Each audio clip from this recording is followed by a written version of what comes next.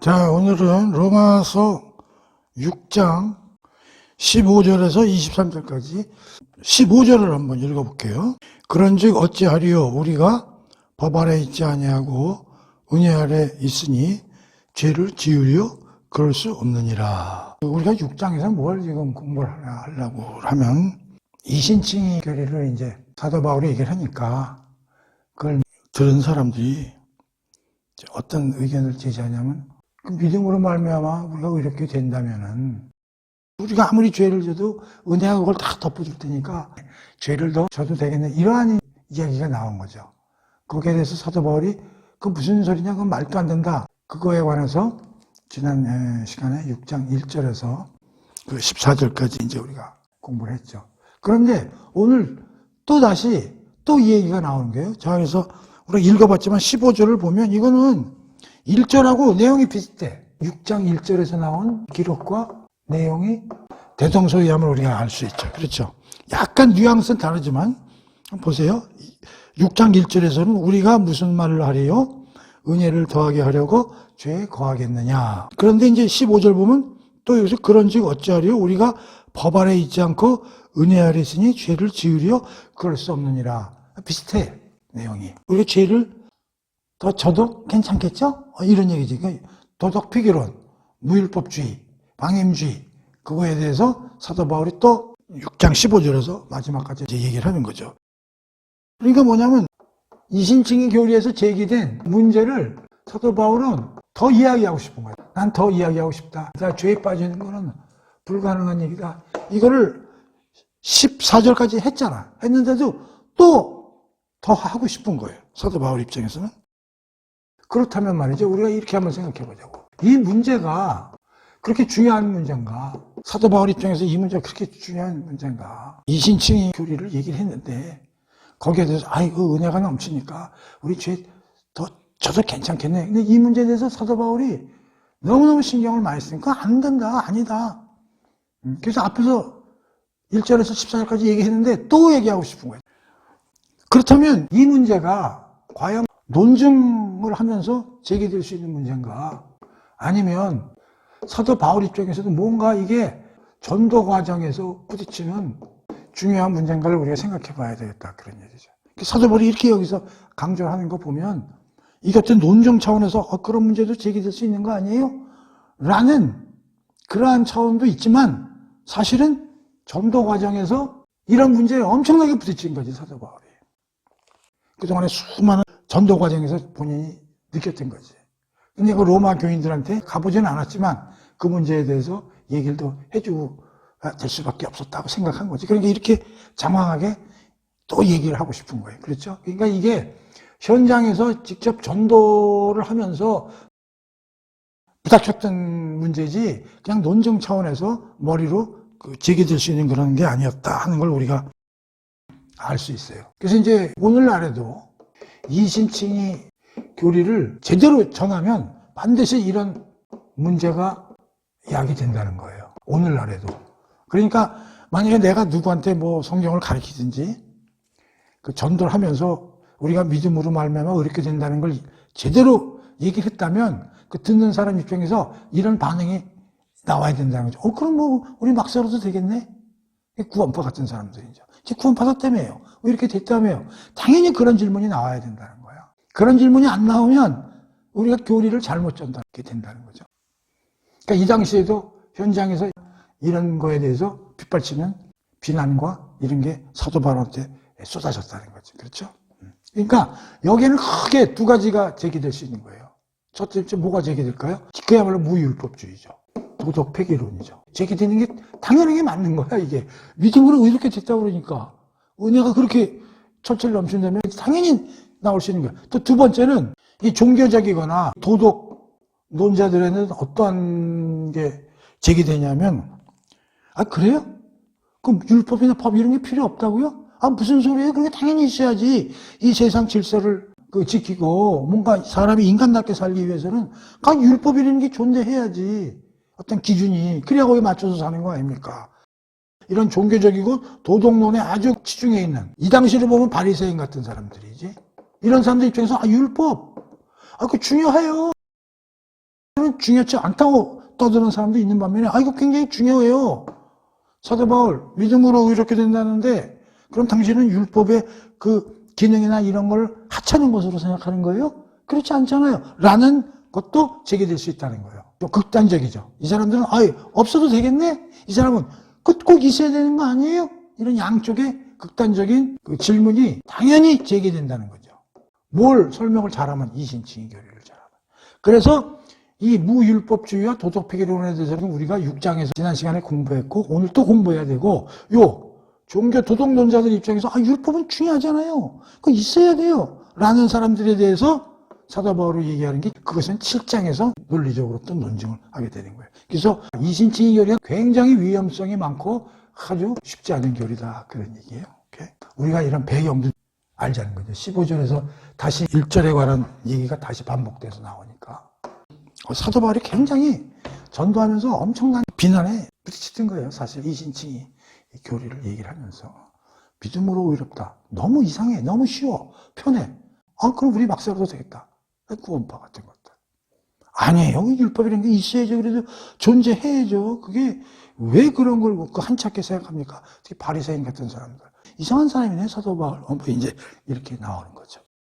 그거에 대해서 사도 바울이 6장과 7장 두 개 장을 할애해서 특수하게 도출되는 문제에 대해서 두 개 장을 할애해서 로마서에 기술한 거죠. 그렇죠? 사실은 5장에서 8장으로 넘어가는 게 부드럽고 정상적인 이야기죠. 5장 이신칭의 교리에서 우리가 얘기했죠. 우리가 의롭게 믿음으로 의롭게 되면서 우리는 드디어 화평을 누리자. 하나님 은혜 안에 담대히 나가자. 하나님의 영광을 바라고 우리 즐거워하자. 그런 얘기 했잖아요. 환난도 즐거워하자. 그러면서 8장으로 넘어가야 되는데 거기서 갑자기 6장, 7장이 특수한 문제가 도출되면서 이러한 문제가 이제 제기되는 거지. 율법 필요 없어요. 율법은 필요한 거 아니에요? 거기에 대해서 사도 바울이 6장, 7장을 특수한 문제에 대해서 논증을 이제 해나가는 그런 게 되겠는 거죠. 그래서 우리가 15절에서 사도 바울이 또 이 문제에 대해서 지금 얘기를 하고 싶어 하는구나. 그런 걸 이제 우리가 알 수 있죠. 그렇죠? 그러니까 이걸 보면 참 사도 바울이 전도하면서 어려웠을 것 같아요. 이걸 이방인에도 전달해야 되고 또 유대인 회유시켜가지고 그리스도인으로 만들어야 되는데 이러한 교리상 어려운 거에 가장 많이 부딪혔던 거지. 자, 그래서 이제 15절에 대해서 이제 좀 구체적으로 그런 배경을 가지고 살펴봅시다. 그런즉 어찌하려 우리가 법 아래에 있지 않고 은혜 아래에 있으니 죄를 지으려 그럴 수 없느니라. 그래서 여기서 이제 법 아래 있지 않고 요걸 이제 우리가 또 한번 살펴보자 말이에요. 우리가 법 아래에 있지 않다. 법 아래에 있지 않다는 게 무슨 얘기예요? 지난 시간에 배웠죠. 죄에 대해서 죽었다. 그 개념이 뭐냐? 그 굉장히 어려운 개념이고 굉장히 논란이 많은 그 의미를 가지고 있다고 그랬죠. 그렇죠? 근데 우리가 그걸 이해할 때 어떻게 이해하자고 그랬어요? 죄가 나오면 체제나 시스템적으로 이해하자. 하나하나 죄 문제가 어떻게 되냐 그런 것도 중요하지만 그거보다는 우리가 도대체 어떤 신분에 있다가 어떤 신분으로 옮겨졌는지 그런 차원에서 우리가 죄 문제를 생각해 봐야 된다. 그런 얘기죠. 법 아래 있지 않고. 이 얘기는 뭐냐면 법이라는 게 뭐예요? 율법도 마찬가지지만 법. 주로 하지 말라는 얘기가 많죠. 법. 이거 하지 마세요. 이거 하지 마세요. 일반적으로 법 규정이 되는 게 사회 질서를 유지하기 위해서. 자, 그럼 이건 무슨 얘기냐면 법 아래 있지 않다는 건 법이라는 게 무엇은 하지 마세요. 또 무엇은 하세요. 이런 내용들이 들어가 있겠죠. 법을 이렇게 살펴보면. 근데 이런 게 법 아래에 있지 않다는 얘기는 뭐냐? 다시 말하면 뭐냐? 법이라는 건 뭐야? 우리가 이런 건 하면 선이고 안 하면 벌 받고 투죠. 근데 여기서 법 아래에 있지 않다는 얘기면 우리가 구원을 받는 문제에 있어서는 우리가 무엇을 하고 무엇을 하지 않는 것에 있지 않다. 그런 뜻을 여기서 의미하는 거예요. 우리가 다시 말하면 우리의 공로로 하나님 앞에 가고 구원받을 수 없다. 그걸 다른 말로 하면 우리가 법 아래 있지 않다. 그런 걸로 표현할 수 있다. 이런 얘기죠. 이해가 되시죠? 자, 그 다음에 우리가 법 아래 있지 않고 은혜 안에 있으니 죄를 지으리요 그럴 수 없느니라. 이게 진짜 어려운 개념인데 또 죄를 짓는다 안 짓는다. 규절을 찾아보고 여기에 대해서 우리가 생각을 해봅시다. 요한일서요 3장의 8절 9절을 읽어보고 깊이 있게 한번 생각을 해봅시다. 죄를 짓는 자는 마귀에게 속하나 마귀는 처음부터 범죄함이라. 하나님의 아들이 나타나신 것은 마귀의 일을 멸하러 하심이라. 9절 하나님께로 난 자마다 죄를 짓지 아니하나니 이는 하나님의 씨가 그의 속에 거하며 그의 범죄하지 못하는 것은 그도 범죄하지 못하는 것은 하나님께로 났습니다. 8절과 9절에 무슨 규제를 우리가 봐야 되냐면 죄를 짓는 자는 마귀에 속았다고 설명하고 9절에서는 하나님께로 난 자마다 죄를 짓지 아니하는 이런 말이 있죠. 그러면 요한 1서를 보면 죄를 짓는 자는 마귀 산하에 있는 거고 죄를 짓지 아니하는 것은 하나님에 속해 있다 그런 뜻이잖아요. 자, 그러면 여러분들이 이 귀절을 읽을 때 어떤 생각이 나요? 여러분들 다니는 교회 있으면 가가지고요 옆에 사람한테 한번 물어보세요. 형제 자매님 최근에 죄를 좀 지어요? 안 지어요? 물어봐요. 그 사람이 솔직한 사람이라면 아이 죄 짓죠. 그러면 이제 이 귀절을 갖다 대보라고. 그 마귀 소속이네요. 그렇게 되잖아요. 요한일서 3장 8절 9절을 우리 앞에 갖다 놓고 그걸 읽는 사람은 어떤 생각이 드냐면 우린 전부 마귀 새끼야. 죄를 짓잖아요. 죄 안 짓고 사는 사람이 어디 있어요? 저는 죄 지은 일 없어요. 깜빵에 한가해 냈으니까 난 죄 안 져요. 근데 우리 산상수훈 배웠지만 마음으로 죄를 지어도 그 죄를 짓는 거라고 예수님 말씀하시잖아요. 그런 차원에서 보면은 다 죄 지은 사람이지. 십계명 10번째 계명으로 탐심을 갖지 말라고 그러는데 탐심 없는 사람이 어디 있어? 그럼 교회 다녀도 다 죄를 짓는 거 아니에요? 그럼 요한일서 3장 8절 9절에 의하면 다 죄 짓는 사람이잖아. 그럼 여기 있는 대로 적용하면 우리 마귀 새끼 아니야. 하나님께 속해 있지 않잖아. 그럼 이거 어떻게 해석해야 되냐 말이죠. 죄를 지으리요. 우리가 죄를요 고의적으로 체계적으로 죄를 지면서도 잘못을 느끼지 못하고 또 계속적으로 이런 식으로 짓는 거를 여기 요한일서에서 이걸 죄를 짓는 거라고 설명하는 거예요. 그렇다면 죄를 무의식적으로 간헐적으로 그 죄를 짓고 나서 이거 잘못됐네 회개적 차원에서 죄를 짓는 건 짓는 거지만 죄 속에 쪄들어서 짓는 죄가 아닌 것은 요한일서에 나오는 죄를 짓는다는 거에서 제외된다는 사실을 우리가 알아야 돼요. 그렇지 않으면 우리가 성경을 보면서 조그만 거라도 다 죄책감을 갖고 있고 그렇다면 우리는 전부 다 마귀 소속이 돼버리잖아. 그렇게 해서 읽으면 안 된다는 거예요. 그래서 요한일서를 읽으면서 공부를 좀 깊이 안 하면 자기가 전부 죄인인 것 같아. 전부 마귀 소속인 것 같고 이거 내가 교회 다니면서도 이게 뭐 헛다니는 거 아닌가? 이런 생각을 하게 된다고. 굉장히 영적 침체에 빠지고 힘들어진단 말이에요. 그러니까 여기서 우리는 이렇게 이해를 해야 돼. 죄를 짓는다는 것은 죄와 함께 동행하는 삶, 아주 끼고 사는 거지. 죄 안에 계속 거하고 있는 삶. 지난 시간에도 얘기했지만 죄의 세력, 죄의 통치권에서 벗어났자 그랬잖아. 그렇죠? 그러니까 죄를 짓더라도 옛날같이 짓는 건 아닌 거지. 근데 옛날같이 계속 죄 속에 쩔어서 죄를 짓는 것 즐겨하고 남을 해코지하는 걸 희열을 느끼고 이런 게 문제가 된다는 거지. 무슨 말인지 알죠? 이걸 그렇게 해석해야 된다는 거예요. 그렇게 해석 안 하면 우리 계속 영적 침체에 빠진단 말이에요. 15절에서 우리가 법 아래에 있지 않고 은혜 아래에 있으니 죄를 지으리요. 우리는 빠져나왔잖아. 죄의 통치 체계에서. 그러니까 은혜 아래에 있잖아. 그러니까 이제 죄를 지을 수 없다는 거지. 어떻게? 죄와 함께 동행하고 죄 가운데서 고정되어 있고 죄한테 계속 거하고 잘못을 못 느끼고 그냥 쩔어가지고 이런 거는 우리 할 수 없다는 얘기지. 무슨 말인지 알아요? 그렇게 이해를 해야 된다는 거예요. 굉장히 이 죄의 문제에 대해서 해석하는데 여러분들이 오해가 있으면 안 돼요. 그렇지 않으면 계속 영적 침체에 빠진다 그런 얘기예요. 오케이? 그 다음에 여기서 그럴 수 없느니라. 우리가 법 아래에 있지 않고 은혜 아래에 있는 거잖아요. 은혜가 왕노릇 하는 데 있는 거잖아요. 그렇죠? 우리가 배웠잖아요. 그러니까 죄를 지을 수 없다는 거지. 그럴 수 없느니라. 말도 안 되는 소리죠. 고려할 가치도 없다. 그래서 우리가 15절에서 그 낱말이 몇 개 나오는데 그 낱말에 대해서 좀 신중하게 묵상을 해보자. 첫째, 법 아래에 있지 않다는 거는 우리가 뭘 하고 안 하고 그걸로는 구원받을 수 없다. 그런 의미가 강하고 그 다음에 우리가 은혜 아래에 있기 때문에 죄를 지으래요. 여기서 죄 짓는다는 걸 하나하나 요만한 죄도 안 짓는다. 그런 식으로 하면 안 되죠. 우리 죄의 몸에는 죄가 바글바글하게 지배를 하고 있으니까 물론 그걸 우리가 이겨내야 되지만 그러나 여기서 죄라는 것은 큰 죄, 체계적으로 즐겨하면서 죄와 동행하는 셈, 그러한 죄를 짓지 않는다는 의미로 우리가 이해를 해야 된다.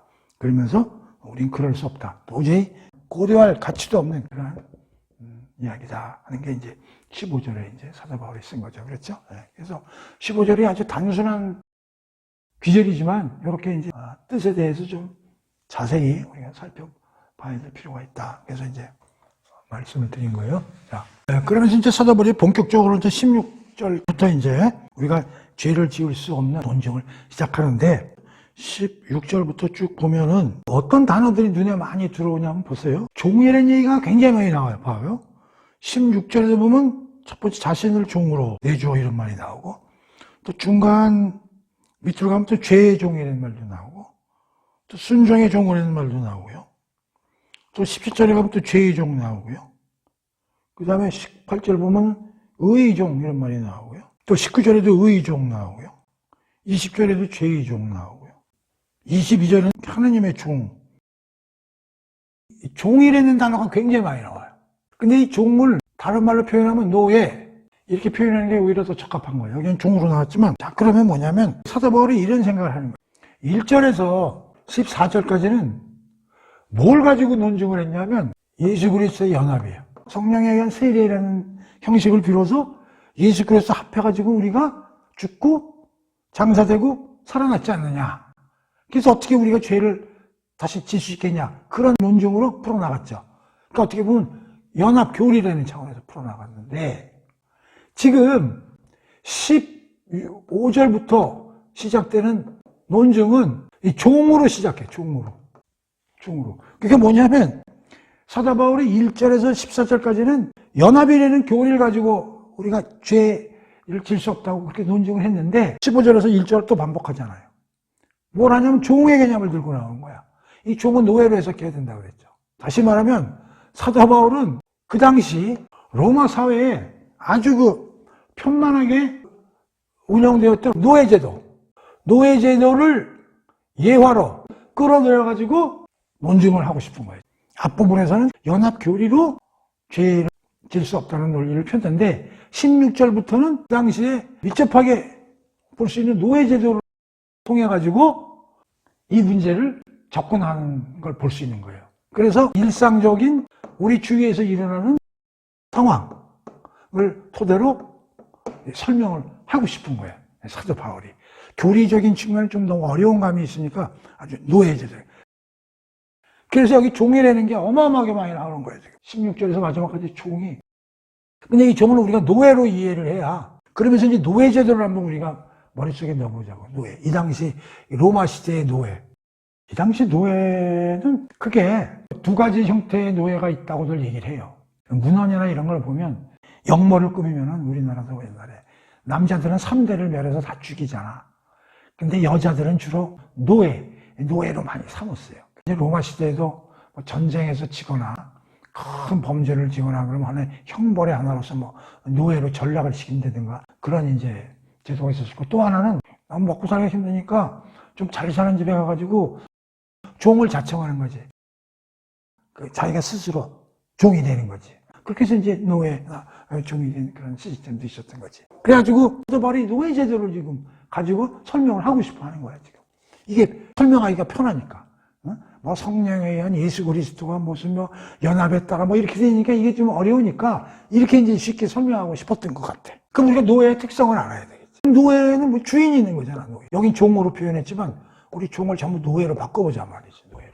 그러면 이 종 완전히 주인의 권세 하에서 움직이게 되는 거지. 자기 의지는 없이 완전히 주인이 하라는 대로 이제 하게 되고 이제 밥만 얻어먹는다 이렇게 되는 거지. 그러다가 또 팔아먹을 수도 있어, 주인이. 그럼 또 다른 사람이 와가지고 팔려가.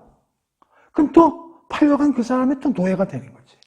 그러니까 이 종은 전부 어디 권세에 복종하고 그렇게 되는 게 이제 노예 제도란 말이지. 이걸 우리가 머리에 넣고 읽어보자 그런 얘기예요.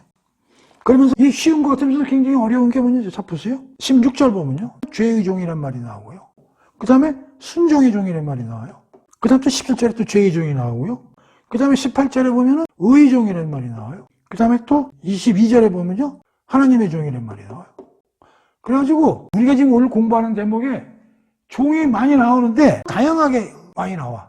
죄의 종, 순종의 종, 의의 종, 하나님의 종, 그렇게 다양하게 나오다 보니까 헷갈려.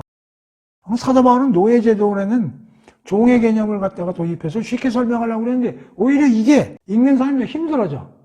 그래서 사실 내용은 별게 아니에요. 그래서 저도 이 로마서 옛날에 공부할 때 요 파트에 가갖고 이거 오히려 또 헷갈리더라고. 막 의의 종, 하나님의 종, 순종의 종, 막 죄의 종 막 이래 놓으니까 너무 힘들어. 그래가지고 이거 모르겠다 그러고 그냥 막 넘어가기도 하고 막 그랬었거든. 근데 사실 뭐 그렇게 어려운 건 아니에요. 그렇죠? 사도 바울이 쉽게 설명하려고 그랬는데 이게 오히려 우리를 더 힘들게 만들어. 그런 면이 좀 있다. 그렇게 좀 이해를 하시고 편안하게 쉽게 우리가 공부를 하자고. 너무 어렵게 공부하지 말고. 자, 그래서 16절 한번 읽어볼게요. 너의 자신을 종으로 내주어 누구에게 순종하든지 그 순종함을 받은 자의 종이 되는 줄 너희가 알지 못하느냐. 내가 그 어떤 주인한테 가서 내가 종로로 할게요. 그래서 자기가 순종하고자 마음먹은 그 사람의 권세에서 복종하고 그 사람 말을 들고 살아야 된다. 그거 당연한 얘기야, 그랬죠? 그러면서 뒤에 가서 뭐라고 하냐면 혹은 죄의 종으로 사망에 이르고 혹은 순종의 종으로 의에 이르느니라. 그러면서 종을 두 가지 종을 비유해보네. 죄의 종하고 순종의 종이에요. 그러면서 죄의 종은 어떻게 된다고? 사망에 이른대. 그리고 순종의 종은 의에 이른대. 그러니까 종을 두 개로 나눈 거야, 지금. 16절에서 사도 바울은. 죄의 종과 순종의 종. 그러니까 죄의 종은 노예라고 바꿔보자고. 노예가 훨씬 이해하기가 쉬워. 순종의 종은 순종의 노예죠. 그러니까 인간은 둘 중에 하나의 노예라는 거야. 죄의 노예든지 순종의 노예든지. 내가 이걸 보면서 이런 생각을 해봤어요. 그렇다면 나는 누구의 노예인가? 난 노예제도 하에서 살고 있지 않지만 사도 바울이 이렇게 노예제도를 통해서 우리가 지금 설명을 하고 있으니까. 그래서 어떤 신학자는 이렇게 얘기해. 인간은 어떤 행동을 하는 데서 중립적이지 않다. 잘 들어보세요. 어떤 사람은 어떤 말을 하고 행동을 하고 할 때 완전히 중립적이지 않다는 거야. 뭔가 어디에 편중돼 있다는 거야. 자기도 모르게. 정치를 치고 내가 보수인지 진보인지 내가 표현을 안 하더라도 뭔가 내가 하는 말이나 행동이나 베이직하게 깔린 뭐가 있는 거야. 그래서 항상 내가 어느 편에 뭐 속한다고 강력하게 자기가 의지를 표명하는 건 뭐 그쪽에 속하면 되지만 그렇지 않은 사람도 알게 모르게 어느 쪽으로 이렇게 편향돼 있다는 거야. 근데 난 그거에 동의를 해요. 사람은 누구나 어떤 편향된 뭔가를 갖고 있어. 이 유튜브 처음 시작할 때 우리가 세계관이라는 것에 대해서 공부를 좀 해봤는데 세계관이 뭐냐면 나의 생각, 나의 말, 나의 행동에 저변에 깔린 어떤 신념들이 이제 세계관이라고 그러는데 근데 나는 어떤 세계관이 있는지는 몰라. 그래도 어떤 세계관을 가지고 내가 사는 거야. 남들이 보면. 그게 어디 편향돼 있다는 거지. 그런데 내가 이 기제를 보면서 어떤 생각을 했냐. 내가 나도 모르게든지 내가 의식적으로 어디 편향돼 있다면 그 편향돼 있는 그게 나의 주인이구나. 그리고 그거에 나는 노예구나. 이런 생각이 들더라고. 그런 식으로 여러분들이 생각을 해본다면 여러분의 주인이 누군지 지금 한 번도 생각을 안 해봤지만 오늘 이 16절을 보면서 나는 지금 살면서 어디에 좀 편향된 걸 갖고 있을까? 돈? 그럼 돈이 내 주인이야. 내가 돈의 노예인 거야. 종의 개념으로 보면. 나는 뭔가 놀고 싶고 그러면 나는 노는 게 나의 주인이야. 그리고 그 노는 거에 내가 노예야, 노예. 바깥에 나가면 요새 뭐 데모들 많이 하거든요. 탄핵 찬성이냐, 탄핵 반대냐, 어쨌든. 어느 게 좋다는 얘기를 하는 게 아닙니다. 거기에 내가 지금 모든 신경이 집중되어 있다면 그 정치적 평가하기가 나의 주인이야. 그리고 난 거기에 노예가 되는 거지. 그렇게 생각해 보니까 인간은 이 개념에 의하면 반드시 무엇의 노예야. 인간은 뭐다? 인간은 반드시 어떤 것의 노예다. 그리고 주인이 존재한다. 야, 난 무슨 노예야. 난 노예 된 적 없어. 그렇게 다들 생각하겠지만 잘 들어보세요. 내가 어디에 편중된 성향을 가지고 살고 있는가. 그게 뭐요? 거기에 노예야. 내가 노예. 대부분은 돈의 노예겠죠? 돈이 최고니까. 돈이 그럼 뭐야? 우리 주인이죠. 그런데 여기서 사도 바울은 16절에서 두 가지로 구분을 했어. 죄의 노예, 순종의 노예. 그런데 참 그 이해하기 어려운 게 순종의 종이라는 말이 진짜 해석하기가 너무 어려워가지고 여 파트에서 사람들이 다 나가 떨어져. 순종의 노예. 말이 돼? 순종의 노예라는 말이 우리 많이 안 쓰잖아요. 죄의 노예까지는 뭐 이해가 돼. 내가 죄에 짜와서 산다. 죄가 나의 주인이고 나는 그 노예다. 그것까지는 알겠는데, 그래서 사망에 이른다. 그건 뭐 하도 많이 들어가지고 이제 알잖아. 이제 많이 나오지만 의의 노예. 그건 좀 이해가 되잖아. 의로움이 우리 주인이고 내가 의 노예다. 하나님의 노예. 하나님의 종. 우리 주인이 하나님이고 나는 하나님의 노예다. 크리스천은 하나님의 노예로 볼 수 있지. 노예, 제도에 도입해서 보면. 그렇죠? 근데 순종 노예라는 게 좀 이해하기가 어려워. 그래서 이걸 너무 어렵게 생각하다 보면 해석이 안 되고 힘들어. 그래서 이거 그냥 쉽게 넘어가자고. 자.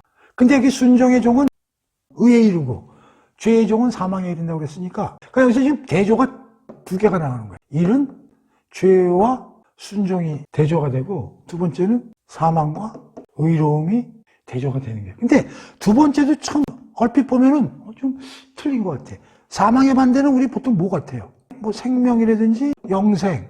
이게 더 뭔가 이렇게 받아들이기에 편하잖아요. 그렇지? 이건 완전히 죽는 거니까 살아난다 이런 거. 근데 여기 또 사망을 갖다 의라고 지금 이렇게 사망하고 의로움이 대조가 되는 건가? 나중에 이제 우리 공부하죠. 19절 한번 보세요. 19절 보면은 이런 말이 나와. 너의 육신이 연약함으로 내가 너희 이대로 말하노니 전에 너희가 너의 지체를 부정과 불법에 내주어 불법에 이른 것 같이 이제는 너의 지체를 의에게 종으로 내주어 거룩함에 이르라. 그 다음에 22절 보세요. 그러나 이제는 너희가 죄로부터 해방되어 하나님의 종이 되어 거룩함에 이르는 열매를 맺었으니 그 마지막은 영생이라. 자, 22절에는 뭐라고 돼? 거룩이라는 말이 나오죠. 그래 뭐가 나와요? 영생이라는 말이 나오죠. 19절에는 의에게 종으로 내줘 거룩함에 이르라. 그래서 우리가 19절, 20절 아직 공부 안 했지만 이걸 살펴보면 좀 크게 이해가 돼. 19절에 보면 의의 종이 됐다. 그 의가 주인이고 우리가 노예가 되면 우리를 어디로 끌고 간다고? 거룩이죠. 근데 22절에서도 보면 이제 너희가 죄로부터 해방되어 하나님께 종이 되어 거룩에 이르는 열매라고 그러죠. 그 마지막은 영생이라. 그럼 이걸 종합해 볼게요. 의에서 거룩으로 가. 거룩에서 어디로 가? 영생으로 가. 그러니까 의로움이 거룩한 걸로 인도를 해서 열매를 맺게 해. 그래서 거룩이 영생으로 끌고 가. 이게 마지막이라고 그랬으니까. 그래서 이건 하나님의 은사요 선물이라고 이렇게 생각을 해봐요. 그러면은 이 정치적으로 생각하면 우리가 의의 종이 되거나 하나님의 종이 되면 우리가 의롭게 되고, 그럼 이 의로움이 우리를 쭉 인도해서 거룩으로 열매 맺게 하고, 그래서 최종적으로는 하나님의 선물로 우리를 영생으로 데려간다. 이런 그 과정을 이해를 해야 오늘 배우는 이 파트를 편하게 이해할 수 있어요. 그렇지 않으면 여러분들이 이게 이해가 안 돼. 너무 어려워. 그러니까 사도바울은 쉬운 노예제도를 갖다가 설명하자고 그러는데 읽는 우리는 더 힘들어져. 그래서 요거를 반드시 알고 넘어가자는 거지. 그래서 앞으로 얘기하지만 의의 종이나 하나님의 종은 거의 같은 개념이야. 우리가 의의 노예가 된다는 게 하나님의 노예가 된다는 거랑 똑같은 개념이야. 그래서 여기 보면은 18절에 죄로부터 해방되어 의에게 종이라고 그러고 22절에 너희가 죄로부터 해방되어 하나님께 종이 되어 이렇게 나오니까 동의하라고 보면 된다고. 헷갈리지 말자고. 우리가 의의 종은 뭐요? 하나님의 종이다. 그래서 우리가 의의 노예가 되고 하나님의 노예가 되면 우리가 의롭게 되는 거잖아. 그러면 우리가 거룩하게 되는 거야. 이 과정을 우리 성화 과정 그렇게 설명하면 될 수가 있지. 그래서 우리 거룩으로 열매를 맺게 되고, 그리고 최종적으로는 하나님의 은사나 선물로부터 우리의 영생을 얻는다. 이렇게 생각을 하자고. 자, 그러면 여기서 죄의 종은 사망인데 순종의 종은 의라고 그랬단 말이에요. 죄가 일어나면 우리는 어디로 가? 사망으로 가지. 죄의 결과는 사망이란 말이에요. 근데 이 과정을 우리가 고난이나 환난이라고 공부했잖아요. 의의 결과는요, 영생이죠. 그러면 이 과정은 뭐예요? 거룩. 그래서 죄의 종은 사망이고 순종의 종은 의로움에서 거룩에서 영생으로 가는 거구나라고 이해를 하면, 그러면 여기서 순종의 종이라는 말을 썼으니까 순종이라고. 이것은 어렵게 우리가 생각을 하면 해결이 안 돼. 그러니까 순종이라는 건 로마서 1장 처음에 시작할 때 믿음의 순종이라는 말을 배웠잖아. 복음의 특징 중에 하나가 뭐냐면 믿음으로 말미암아 순종케 했다. 우리가 믿음이라는 단어를 공부하면서 두 개의 단어를 패키지로 공부하자고 그랬어요. 하나는 은혜요, 하나는 순종이다. 우리가 믿는다는 것은 은혜로 믿어지는 거며, 믿음은 우리가 순종을 포함하는 개념이다. 다시 말하면 이 순종 안에는 의존과 복종, 다시 말하면 사도 바울은 이렇게 얘기한 거예요. 이게 많은 순종의 종이라고 표현했지만 사실은 다른 말로 하면 의종, 하나님의 종과 거의 동의어로 해석하면 된다. 이걸 너무 왜 죄하고 순종을 비교해가지고 말도 안 되는 단어 같은데 이렇게 대조를 했냐라고 비판할 수 있지만 그렇게 하려고 그러면 우리 도저히 이거 이해를 못해요. 그러니까 이 순종이라는 건 예수 그리스도를 믿는 믿음의 순종이니까 하나님을 믿는 것. 다시 말하면 의의 종, 하나님의 종이라는 의미로서 순종을 생각하면 된다. 그래서 우리는 16절에서 너무 힘을 빼지 말자 그런 얘기예요. 그래서 이렇게 바꿔서 설명해 보자고. 너희 자신을 종으로 내주어 누구에게 순종하든지 그 순종함을 받는 자의 종이 되는 줄 너희가 알지 못하느냐. 당연하지. 우리가 스스로 들어가서 그 주인으로 모시게 됐으면 그 사람이 주인이고 내가 노예가 되는지. 근데 앞에서 순종이라는 말을 나왔기 때문에 뒤에 가서 그냥 순종의 종으로 이렇게 이제 받은 것 같아. 죄의 종으로 사망에 이르고 순종의 종으로 의에 이르느니라. 그러니까 여기서 죄와 순종 어떻게 이렇게 단어상 매칭이 되는 거야? 사망과 어떻게 생명이나 이런 게 아니고 의로움과 매칭이 되는 거야? 그런 거에 대해서 너무 연연하지 말자. 그렇게 되면 머리가 아파져요. 오케이? 그러면은 16절에 사도 바울이 얘기하고 싶은 거는 1. 소유주인, 주인의 권세는 절대적이다. 이걸 얘기하고 싶은 것 같아요. 우리가 누구의 종이 되면 그 주인의 권세는 빠져나갈 수 없다. 그걸 얘기하고 싶고. 그 다음에 이 세상에는 두 가지 궁극적 세력만이 존재한다. 하나는 죄, 하나는 순종. 순종은 다른 말로 하면 의, 하나님. 그래서 우리는 죄의 노예가 되든지 하나님이나 의로움의 노예가 되든지 둘 중에 하나다. 그걸 얘기하고 싶은 거야, 사도 바울은. 그 다음에 이 두 세력 간에는 합치점이 없어. 완전히 반대야. 원리, 원칙, 수단, 모든 게 완전히 다른 거야. 그래서 이 두 세력 간의 차이는 마귀와 하나님의 차이 또는 천국과 지옥 간의 차이와 똑같다는 거야. 그리고 중요한 것은 우리는 동시에 두 주인을 섬길 수 없다는 거야. 뭐라고요? 주인의 권세는 절대적이다. 이 세상에는 딱 두 가지 세력밖에 없다. 죄, 순종. 왜 그러냐면 잘 보세요. 내가 아까 얘기했죠. 내가 어디에 편향되어 있으면 그게 주인이라고. 내가 노예라고. 그러면 내가 편향되어 있는 게 뭘까? 생각해보면 여러 가지 있어요. 돈, 권세, 명예, 자식, 남편, 등등등등 있겠지. 근데 이걸 한마디로 뭐야? 죄의 요소들이지. 그럼 남는 건 오로지 하나님밖에 없어. 그래서 순종은 곧 하나님을 믿는 믿음의 순종이라는 말로도 표현할 수가 있다. 그렇게 생각하면 16절에서 왜 크게 사도 바울이 죄와 순종을 대비를 했는가도 우리가 잘 생각을 해보면 그렇게 이해할 수도 있겠다. 정답은 없어요. 여러분들도 한번 생각해 보세요. 왜 사도 바울이 죄와 순종을 이렇게 대비했을까? 거기에 대해서 어떤 신학자가 얘기했다고 해서 그게 100% 맞는 건 아니죠. 여러분들을 잘 생각하면 여러분 생각이 맞을 수도 있는 거예요. 17절로 이제 넘어가 보면 하나님께 감사하리도다. 너희가 본래 죄의 종이더니 너희가 전하여 준 교훈의 본을 마음으로 순종하여 이렇게 나왔죠. 18절까지 같이 볼게요.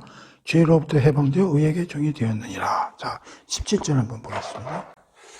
17절 좀 까다로운 문맥이 하나 나오는데 하나님께 감사하리도다. 너희가 죄의 종이더니 너희에게 정하여 준 교훈의 본을 마음으로 순종하여 죄로부터 해방되어 의에게 종이 되었느니라.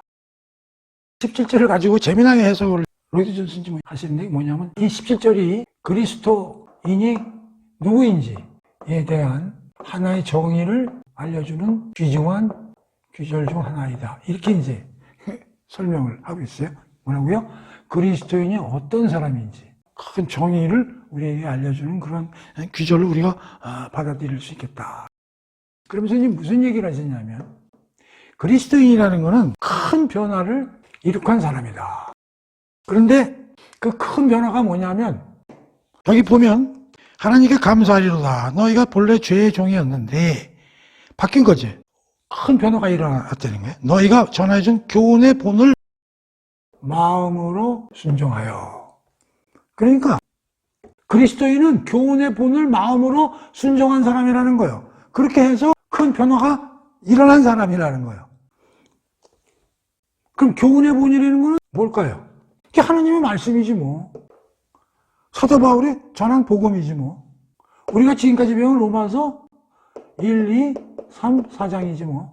이게 교훈의 본이란 말이에요. 하나님의 말씀. 바울이 전한 복음의 내용. 로마서 1, 2, 3장에 나온 이야기. 그거지. 그거를 마음으로 순종해서 크게 변화된 사람이다. 그런 얘기예요. 누가? 그리스도인이. 근데 여기서 가만히 보면요. 이 교훈의 본이라는 건 뭐냐면 들은 거 아니야. 사도 바울이 전한 복음을. 들어가지고 내 머릿속으로 이해를 한 거 아니야. 이게 뭐냐면 이지적이죠. 근데 마음으로 순종해. 마음은 뭐예요? 감성이죠. 이게 정서죠. 순종이라는 건 의지죠. 받아들이는 거죠. 행동으로. 다시 말하면 교훈의 본을 마음으로 순종했던 얘기는 이성, 지식과 감정과 의지로 받아들인 사람이라는 거지. 그래서 어떻게 됐다고? 크게 변화된 사람이라는 거지. 누가? 그리스도인은. 그래서 로이드 존슨은 이 기절을 보고 하나님께 감사합니다. 내가 옛날에 죄의 종이었는데 내가 교훈의 본을 마음으로 순종하여 내가 죄로부터 해방되어 의에게 노예가 됐습니다. 감사합니다. 근데 그거에 대한 매개체가 뭐야? 말씀이죠. 근데 그거를 순종해가지고 그게 변화시킨 누구야? 이 성령 하나님이죠. 여기 성령 하나님이라는 말은 없지만, 그러니까 그리스도인이라는 사람은 무엇이냐? 교훈의 본을 해서 머리로 받아들이고 그것을 감정으로 녹이고 그것을 행동으로 하나님께 방향을 바꿔서 의뢰하고 복종한 그런 사람이 그리스도인이라는 거지. 그래서 크게 변화된 사람이라는 거지. 다시 말하면 이걸 뭐라고 그래요? 우리가 중생한 사람, 거듭난 사람. 중생하고 거듭나려면 뭐가 필요해? 1. 말씀이 필요해. 교훈의 본이 있어야 돼. 2. 그리고 누가 일을 하셔야 돼? 성령 하나님이 일을 하셔야 돼. 두 번째는 이렇게 변화가 일어나가지고 소유권이 바뀐 사람이다. 죄에서 하나님. 그게 그리스도인이다. 이 귀절을 가지고 로이드 존슨이 그리스도인이 어떤 사람인지에 대한 하나의 정의를 알려주는 귀중한 귀절 중에 하나 아니겠는가. 그래서 어떻게 되느냐? 결과가 죄로부터 해방되어 의에게 종이 되었느니라. 그래서 죄의 종에서 어디로 바뀐 거예요? 의의 노예로 전환된 사람이 바로 그리스도인이다. 그래서 그거를 누가 하셨어? 성령 하나님이. 그래서 17절 처음에 하나님께 감사합니다. 하나님이 성령 하나님을 보내셔서 나로 하여금 교훈의 본을 믿게 하시고 마음으로 받아들이게 하시고 나로 행동하게 하셔서 나의 소속을 바꾸셔서 내가 의의 노예가 되도록 하신 하나님께 감사합니다. 이제 그게 17절에 대한 얘기다. 그러면서 재미난 얘기를 하나 하시는데요. 로이드 존스가. 이게 상당히 우리가 좀 깊이 생각해야 될 주제를 던지는데, 로이드 존스는 무슨 얘기를 하냐면 이 소속이 바뀐 거 가지고요. 이런 얘기를 하세요. 도덕론자나 종교론자들, 특히 선을 행하는 사람들, 이런 사람들이 많이 있잖아. 선을 행하는 사람들 지금 우리 주위에 굉장히 많잖아. 어떻게 보면 우리가 쫓아서 그들의 삶을 살고 싶은 그 모델이 되는 그런 사람일 수도 있잖아. 근데 로이드 존슨이 기가 막힌 얘기를 하는 거예요. 이 사람들은 궁극적으로 소유권이 바뀌지 않은 사람들이다. 이 말이 기가 막혀. 도덕론자들, 맹자나 공자나 이렇게 살아야 됩니다. 철학자들, 또 그렇게 살기를 원하는 사람들, 또 그걸 맞춰서 사는 선한 사람들 많이 있잖아요. 많은 사람들로부터 추앙을 받을 수 있죠. 근데 로이드 존슨은 뭐라 그래? 그 사람들은 소유권이 바뀌지 않은 사람들이다. 다시 말하면 이 사람들은 아직도 죄의 종으로 있는 사람들이지 의의 종이나 하나님의 종으로서의 신분 이탈이 되지 않은 사람이다. 그런 얘기예요. 이게 참 엄청난 얘기죠. 그러면서 이런 사람들의 선한 행위에 넘어가지 말라. 현혹되지 말라. 우리는 이게 칭찬을 받아야 될 사람들인데 로이드 존슨 목사님이 그들에게 현혹되지 말라. 그들의 삶에. 그들은 소유권이 안 바뀐 자들이다. 그런 얘기를 과감히 하세요. 그러면서 고린도후서 4장 3절과 4절을 우리에게 찾아보라고 그 말씀을 하십니다. 그래서 찾아봐야 되겠죠. 고린도후서 4장 3절 보겠습니다. 만일 우리의 복음이 가리었으면 망하는 자들에게 가려진 것이지라. 이런 사람들은 선한 행위를 하지만 4절 보세요. 세상의 신이 세상을 주름 잡는 권세, 그 죄의 권세야. 세상의 신이 하나님의 빛이 들어가지 못하게 중간에서 막는 거야. 그리스도가 우리를 위해서 이 세상에 와서 무슨 일을 하시는지, 하나님이 우리를 위해서 어떤 일을 하시는지 그러한 말씀이 이들에게 안 들어간다는 거예요. 왜? 누가 막아서? 세상의 신이, 세상을 주름 잡는 여러 가지 죄의 세력들이 이들의 마음을 혼미케 해서 결국은 그들이 이 복음을 받아들이지 못함으로써 소유권이 바뀌지 못하게 한다는 거예요. 그렇기 때문에 이 사람들의 뒤에는 누가 있냐면 세상의 신이 이들의 눈을 멀게 하고 귀를 닫게 하고 마음을 깨닫지 못하게 함으로써 그들이 이런 선한 행위는 할지 모르지만 소유권은 바뀌지 않도록 이들이 그들을 관리하고 있다는 거예요. 그래서 그들은 소유권이 바뀌지 않았다. 그들의 선한 행위에 결코 현혹되지 말라. 이 얘기를 하는데 소름 끼치는 얘기거든요. 그래서 나는 17절에서 그리스도인이 어떤 사람인지에 대한 정의를 얘기해주는 귀절 중에 하나라는 말도 귀중하지만 난 이 말이 오늘 제일 내 마음을 찌르는 얘기 아닌가. 도덕론자들, 종교론자들, 철학자들, 선을 행하는 사람들, 우리 세상 사람들의 모델이 될지 모르지만 절대 그들의 선한 행위에 현혹되지 말라. 왜? 그들은 소유권이 바뀌지 않았다. 그래서 18절에 보면 교훈의 본을 마음으로 순종하여 죄에서부터 탈피해서 어떻게 됐다고? 의에게 종이 된 그런 게 그리스도인이다. 이제 18절로 들어가서요. 죄에서 해방되어 라는 말이 나오죠. 이것도 또 해석을 잘 해야죠. 죄에서 해방되어가 무슨 의미인지 이제 해석할 수 있겠죠.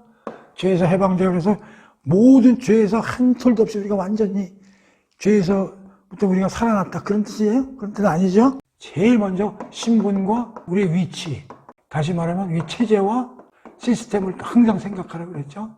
그러니까 우리는 죄의 총체적 권세, 지배, 체제 이런 데서 탈피했다는 얘기예요. 죄에 한 톨도 안 지는다. 그런 차원에서 죄에서 해방됐다는 얘기 아닙니다. 이거 꼭 명심해야 돼요. 그래서 우리 자아나 우리 인격 전체가 엑시트된 거예요. 죄의 몸은 그대로예요. 이것까지 빠져나온 거 절대 아닙니다. 죄로부터 해방되어 의에게 종이 되었나니. 여기서 이제 의에게 종이 되었다는 말이 나오죠. 아까 순종의 종이란 말이 나왔는데 조금 이제 범위가 축소됐어요. 의에게 종이 되었다. 다시 이걸 뒤집으면 돼. 우리는 죄의 세력과 체제에서 해방됐다는 이 의미가 곧 의에게 종이 되었다는 개념으로 이렇게 얘기하면 되죠. 다시 말하면 죄의 왕노릇 하에서 우리가 해방되는 거죠. 엑시트됐다. 그렇게 이해를 하면 되는 거죠. 그렇죠?